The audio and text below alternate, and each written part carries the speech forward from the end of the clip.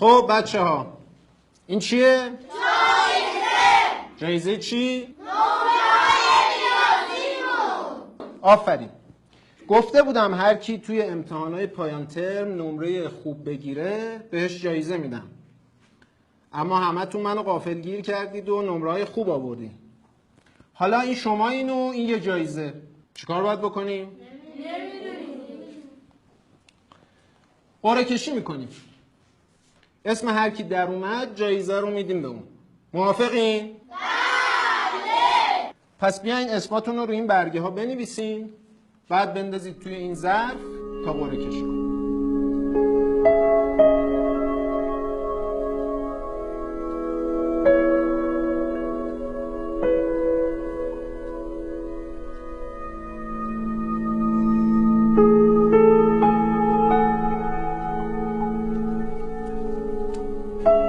امیرحسین اسکندری، تشویقش کنید بچه‌ها. امیرحسین بیا پایین.